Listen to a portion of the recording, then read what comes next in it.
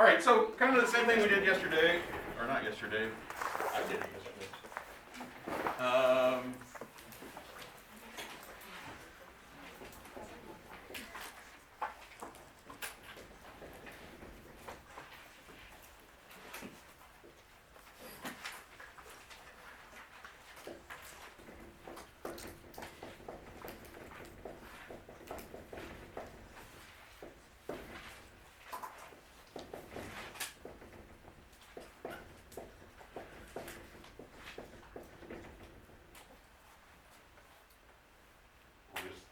I went from pleasant conversation to a hard problem really fast.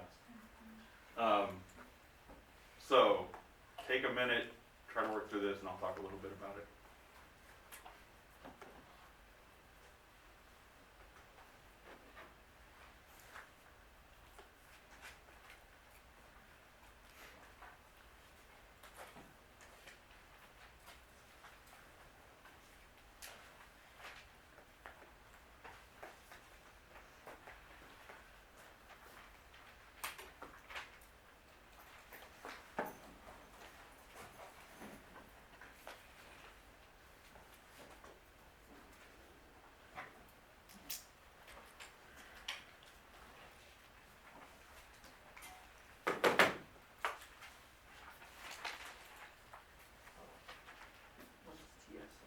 There you go. I was waiting for someone to ask.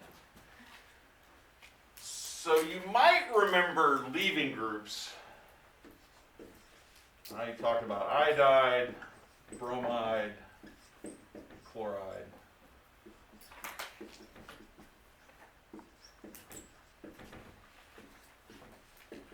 So the halides are good leaving groups.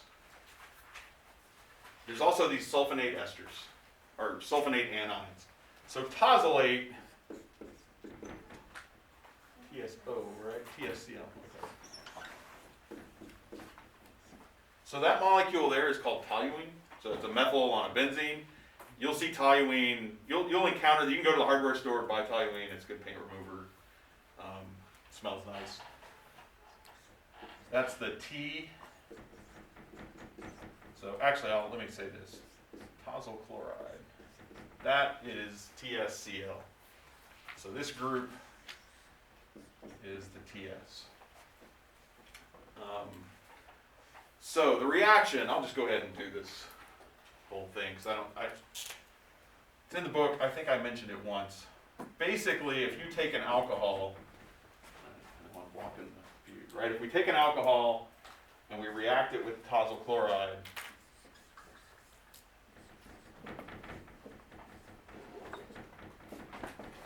and I won't ask you the mechanism for this reaction. And you need a base of some sort.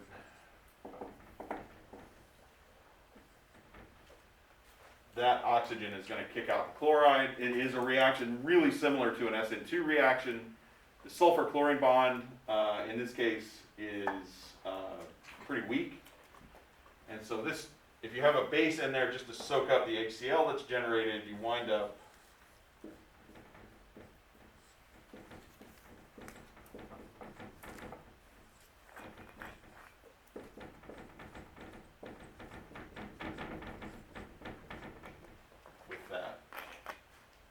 so whatever the R is, and then this group is called a tosylate, TSO.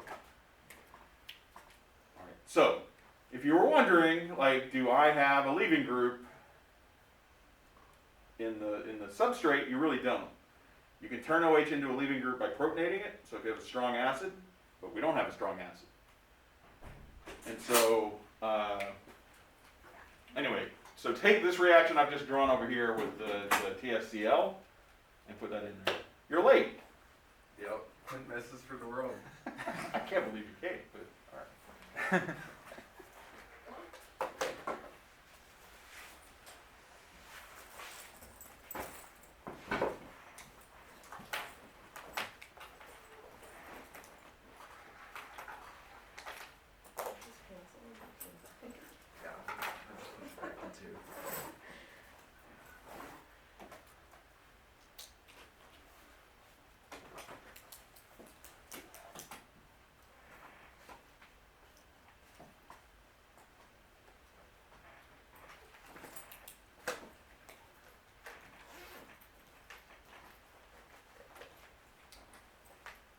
question. Yeah. What you drew up there, the first arrow, where are the electrons going? The- Like, where's the flow? What's that? Like, the first arrow, is it going to the sulfur? Yeah, that arrow is going to sulfur. So you make the oxygen and sulfur bond. Okay.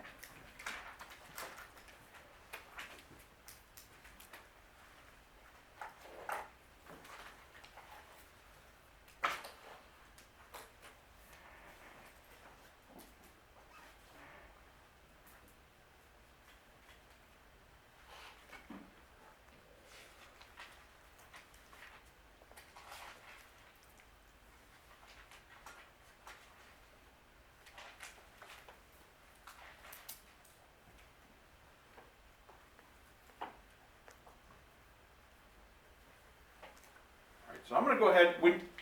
I think the other thing I didn't tell you guys, really pedagogically sound today. Okay, so if in a reaction arrow, generally you should assume when you see a reaction arrow, everything there is just thrown in a pot together. It usually does matter a little bit the order of addition. So if you're actually doing a reaction, you'd need to look up the established procedure and you'd figure out, do I add this one first or that one? A lot of times it doesn't matter at all. You just dump everything in there.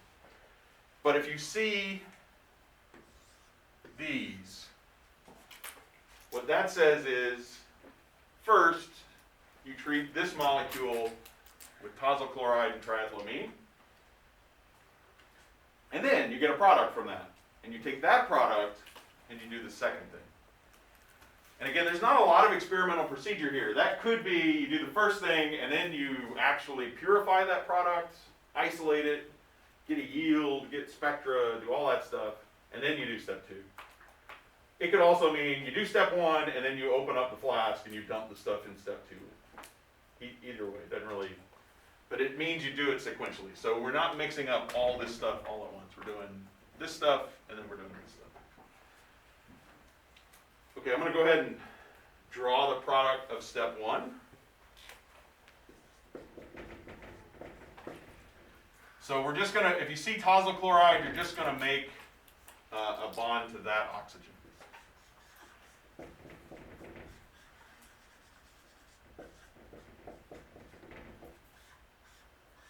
Does it matter if I draw a wedge here or not? Is that carbon chiral? It's not. So I drew a wedge there. I'm just gonna, just a reminder, just because there's a wedge or a dash doesn't mean it's chiral. I'll go ahead and put it there anyway. All right, so that's what you get out of step 1. And then you take that product of step 1 and you do the next thing. So do the next thing.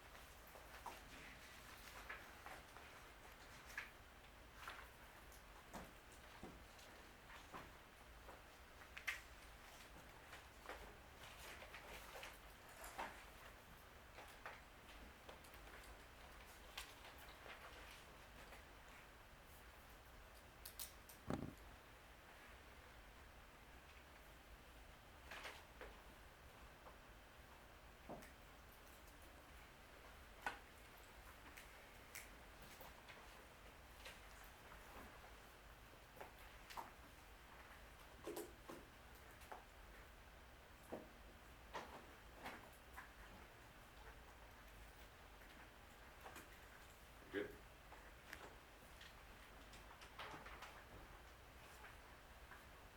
Another 30 seconds or so.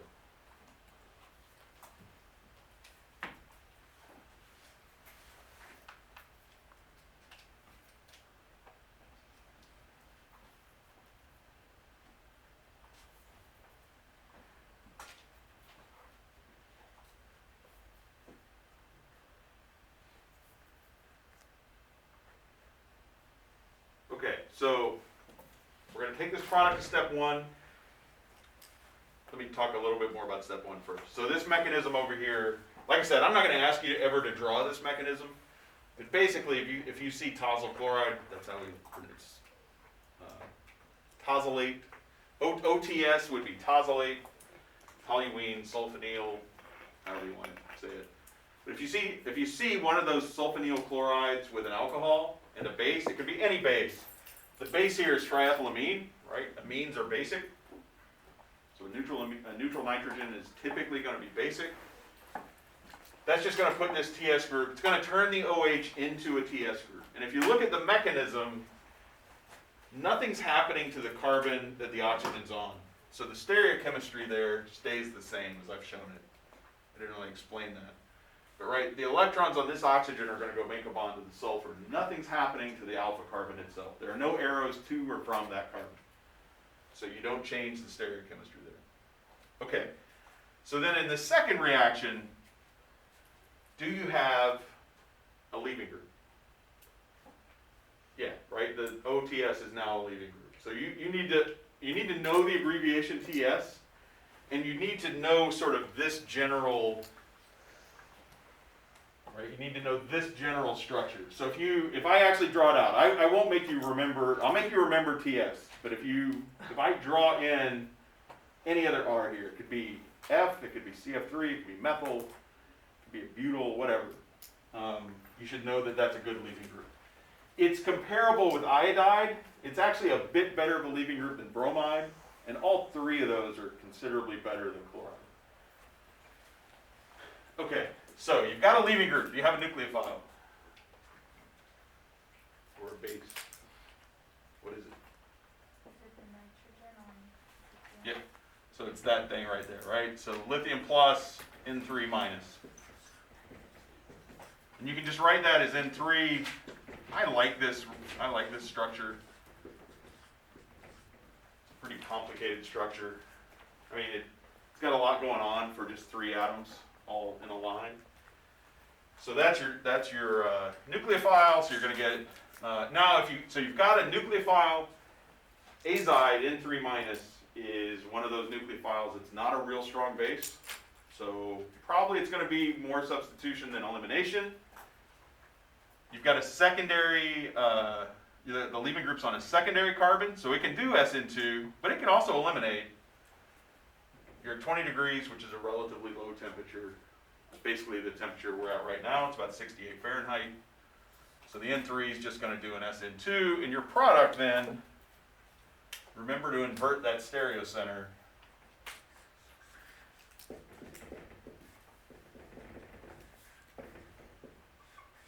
And then, like I said, it doesn't matter if that's not a chiral atom out there, so you can show the stereo, you can show a wedge, you can show a dash, it doesn't really matter. So that'd be your product. And that's a useful reaction. We're not going to get into it right now, but in Orgo 2, if you put a reductant in here, you can turn this into an amine. Right? Amines are really common in biologically relevant molecules, drugs, that sort of thing.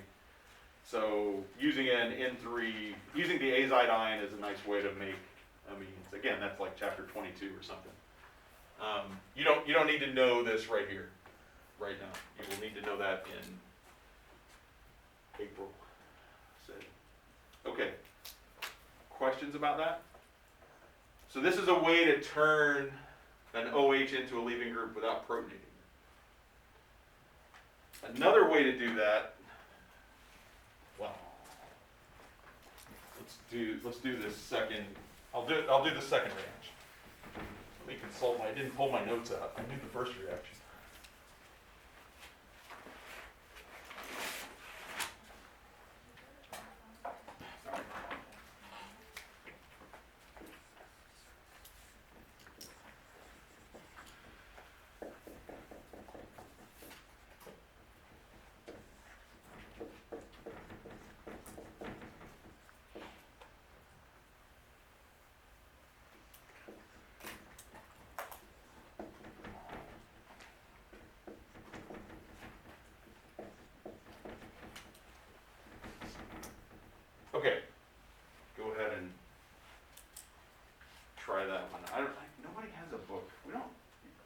of you actually have a physical copy of the textbook? Oh, okay, that's good. You don't need to bring it, that's not what I was saying. You can look through it. Does anyone know that top reaction? SOCl2? SOCl, yeah, okay. Don't sit there and just guess at it. So, what this does, again, I'm going to show this.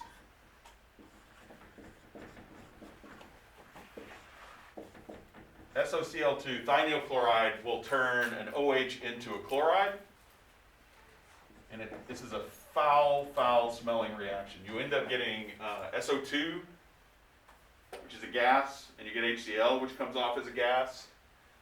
And again, I'm not going to ask you guys to know the mechanism, but I am going to tell you it's you sort of get to the same place. No, NOH.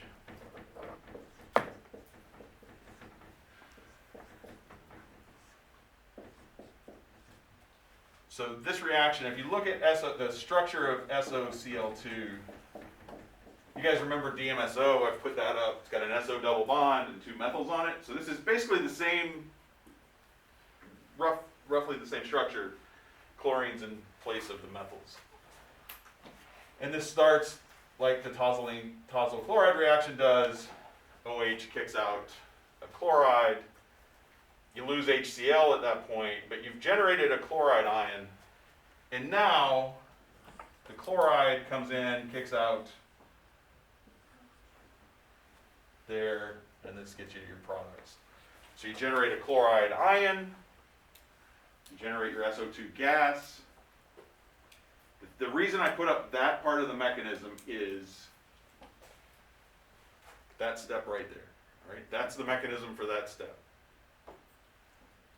Okay, so now I'm going to give you a couple of minutes to think about all this in relation to this molecule, to this reaction on top here. All right, again, 1, 2. So first we're going to do the reaction with SOCl2, and then we're going to treat with aqueous sodium hydroxide.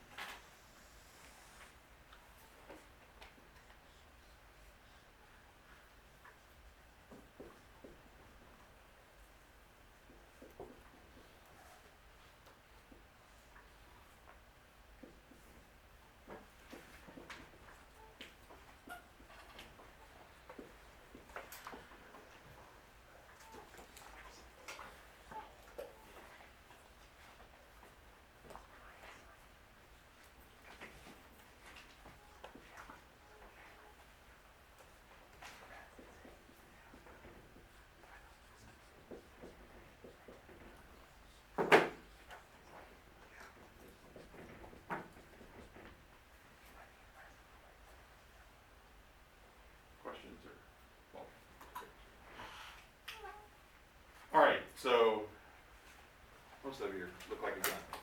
Don't worry about what I've just written over here. I'll come back to that in a second. So the key point here is this is an SN2 reaction. Right, so the first step is going to make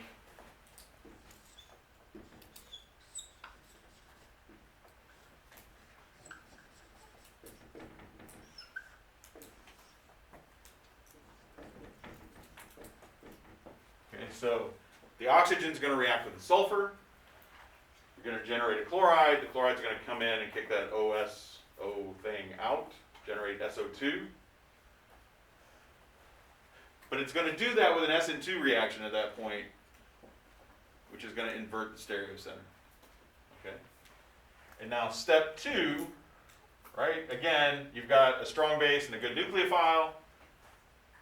So it could be SN2 or E2. You're doing this reaction at a lower temperature. It's on a secondary carbon, so that's going to kind of point you toward, SN2. And so step 2 then, hydroxide, it's going to do that. I really should have chosen a different nucleophile, obviously.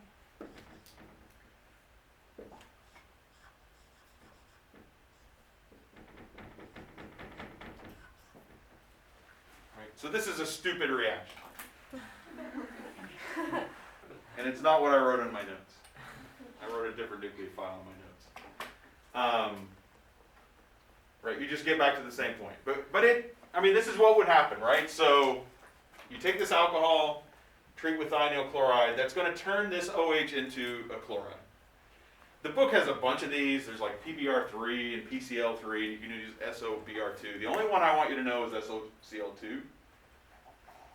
That is going to give you, that's going to turn the OH into a leaving group as well, and it's going to invert to turn it into the leaving group. The sulfonyl chlorides are going to turn the OH into a leaving group without inverting that stereocenter. And then the third possibility, and this goes through an SN1 mechanism, right? If we have an alcohol and we protonate, we're going to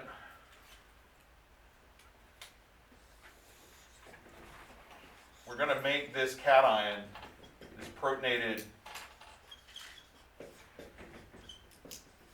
Right, so you can turn an OH into a leaving group by protonating the oxygen.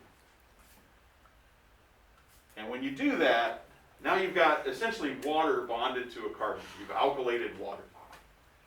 Water is a really weak base. Water is a very stable molecule, so it can leave. Water is an excellent leaving group. Okay, so now water leaves. We get this cation. And then the nucleophile chloride can attack that cation, but it can attack from either side. Here, we've got a chiral center in there. So which one of these is more stable? Which one of the two products? So we've got chloride attacking from the top to give the left compound, chloride attacking from the back to give the right compound. What's that? The first. The left. Why? Trans is the way to bed. It's 1,3 though. So that turns out, like, what do we actually want in the chair to be, for a chair to be stable? What do you need? You're not, and everything to be equatorial. You don't have to do that right now. And like I said, bedding trans, 1,2 and 1,4 trans is more stable. 1,3 cis is more stable. So in the 1,3 chair, if you have 1,3 disubstitution, cis gives you the both equatorial. And so what I was saying here, like I've said a lot where a carbocation will give 50-50 racemic mixtures. But in this case, it won't be 50-50, right? The products are diastereomers, not enantiomers. If the products are enantiomers, you'll always get a 50-50 mix. Here, the products are diastereomers, and diastereomers don't have the same energy. Okay, so you'd get a little more of the cis isomer, but you'd get both. Like, it would be a messy reaction. And I've said this over and over. All these reactions that go through a carbocation, E1 and SN1, tend to give really messy products, right? You get a lot of different products. You get completely a thermodynamic yield of them. SN2, we're going to invert the stereocenter. E2, that proton has to be anti-periplanar, anti-coplanar. So SN2 and E2 tend to be a little more selective. Not real important in a paper exam, but if you go in the lab to do this stuff, it can matter. So these are the three ways to turn an OH into a leaving group. Right? Sulfonyl chloride, that retains the stereochemistry at the carbon with the OH. SOCl2, which is going to invert that, you're going to turn it into a chloride and invert that stereocenter. And then you can use acid, which will turn the OH into a water, which is a leaving group. That's going to come off and give you a carbocation. You're going to get a mixture of stereochemistries. And the other thing is, even though water is a really good leaving group, you can't have water, you can't have an OH2 plus in a molecule if there's a really good, even a decent nucleophile around, right? Decent, that OH2 plus is a strong acid. This molecule right there is a strong Bronsted acid. So if I have a base in there, it's not going to displace the OH2, it's going to grab the proton. All right, questions about any of those? Yeah. So if there's a base present, the OH group cancer can be a leaving group. Right. And you can think about this a little bit.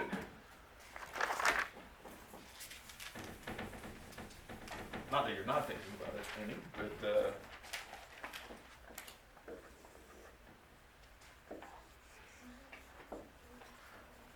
that's a habit. All right, so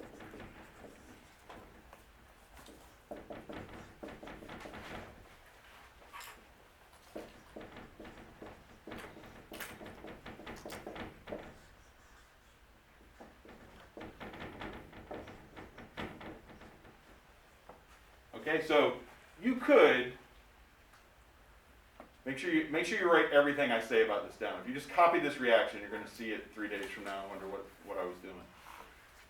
This looks like a fine product, right? NH2 minus comes in and kicks out hydroxide. Carbon-nitrogen bond's a little stronger than carbon-oxygen. Hydroxide's a much more stable base than NH2 minus because the O is more electronegative. But this doesn't happen. All right, what happens instead is the NH2 grabs that proton, and you wind up with O minus and NH3. This winds up just being a Bronsted acid-base reaction. Even if that OH wasn't an OH, so there's no acidic proton there, if that OH was like an O-methyl, the reaction I drew still thermodynamically should happen. Right, so NH2 minus could kick out methoxide. Methoxide's a much weaker base than NH2 minus. It doesn't happen, and the reason it doesn't happen is it's just intrinsically too slow. Like that CO bond is strong enough. Like it thermodynamically would be downhill, but it's got a really high kinetic barrier. So hydroxide is just never, these really strong bases,